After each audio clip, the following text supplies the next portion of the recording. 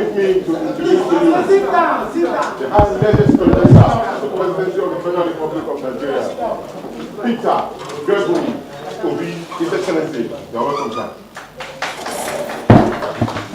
Thank you.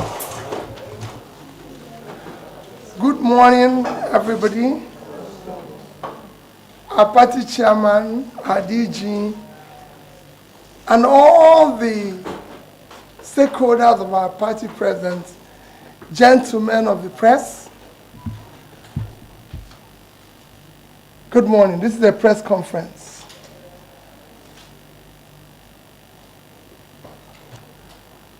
Having followed a prolonged identity crisis that recently played out in the American court system and the controversy surrounding the authenticity of the Chicago State University credentials of Chief Bola Ahmed TINUBU, I must confess I'm distressed as a Nigerian.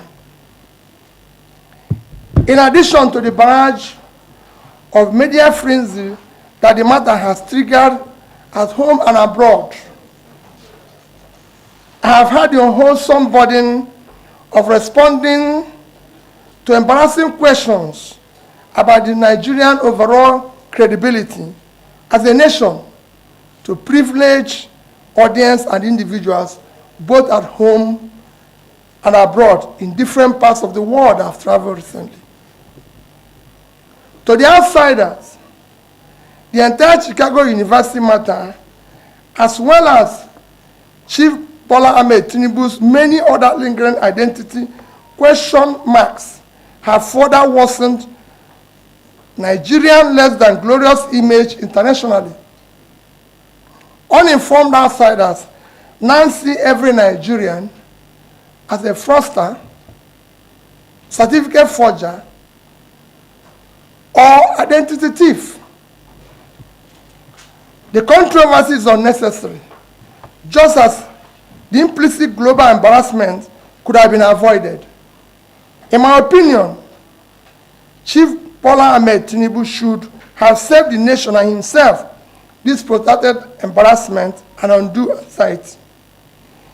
Even in this late in the day, however, Chief Ahmed Bola TINUBU still owes the nation and the world a simple debt of obligation only he can discharge. I therefore respectfully and humbly call on him to immediately and personally mount the rostrum of his present high office to perform a simple task once and for all time. He should reintroduce himself to the nation he governs and to the world for avoidance of further doubt. He should let the world know his name, his nationality, his place of birth, his parentage, the primary and secondary school he attended with dates, as well as the actual universities he attended and certificates obtained. He should indicate clearly where and when he did his national youth service. In addition, if at any time he had had a change of name, he should state so clearly and circumstance. That is itself is no crime. This is a simple task that will take only a few minutes. It requires no affidavit, prolonged court process, spokesperson, agents or surrogates. The task is one that only Chief Bola TINUBU himself, through a direct personal statement, can perform. He must perform this task urgently in order to lay to rest, once and for the last time, the many lingering doubts and valid speculation about his true identity. A leader cannot outsource a clear, unambiguous personal statement about his identity to political surrogates, official spokespeople, lawyers, or any other person, no matter how highly placed. A matter of personal identity of a leader is too sensitive and central to the function of the office he currently occupies to be trifled with, outsourced, or disguised under the cloak of officialdom. It is about integrity, morality, values, and the rule of law that defines the character of a nation and its people. In his present capacity as a leader of a nation of over 200 million Nigerians, his true identity is a matter of grave national and international interest. The people deserve to know with certainty the true identity of their leader, and this overrides whatever rights he may have to personal privacy. In addition, the international community deserves to know the true identity of the person with whom they will engage on Nigeria. Having stood for an election of elevated office of the President of the Federal Republic of Nigeria, Chief Bola TINUBU have implicitly undertaken to cede the rights of private citizens in favor of life of open disclosure of his true identity and other circumstances that might be of public interest. His personal integrity demands no less. The legitimacy of the office he currently occupies demands that much and even more.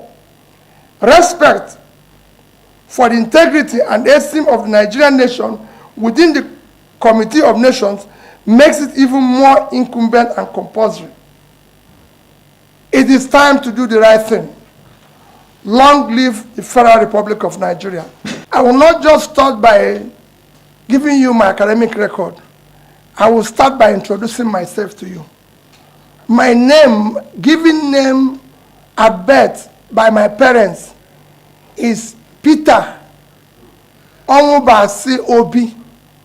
That was what my parents gave me at birth. I don't answer my Igbo name because some of you might not know. What it means is that I cannot die. So I choose not to answer it. I don't know why my father gave me that name. But that's my name. My name is Peter Onwubasi Obi. Because I'm a Catholic, I'm a Christian. My confirmation name was Gregory. I love the name Gregory. Great. So you will see me write always Peter Gregory Obi. I studied my primary school in Santa Maria, Onitsha, before the war. After the war, we came back. I went to a primary school called Holy Trinity, Onitsha. I was there for a few years when my auntie, who was a principal at a place called Umuoba, Anam Primary School, took me because she wanted to live with me. So I stayed there. From there, I passed common entrance to go into Christ the King College. I was in Christ the King College from September 1973 till 1978.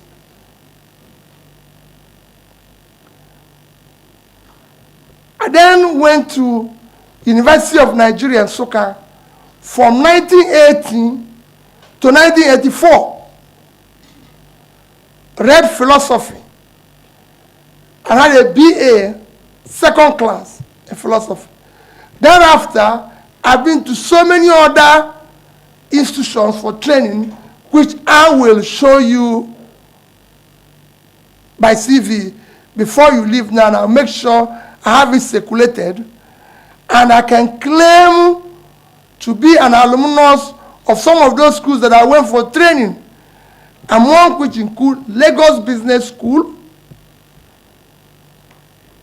Kellogg Graduate School, Oxford University, State Business School in Oxford, Cambridge, George Business School, IMD in Switzerland. There's so many other places that I've gone for training, from INSEAD in France, Columbia in New York, and all that. So these are no longer private to me.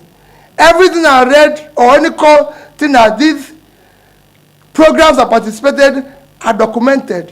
When I give you my CV, whenever I write down here, I'll show you what I did there, and they're open for verification. It's no longer a private thing. You must be verified. Thank you. On issue of whether, on invitation of the PDP presidential candidate, let me reiterate again, whenever there's an issue of national interest, I'm involved in it, invited or uninvited, because it's about our country.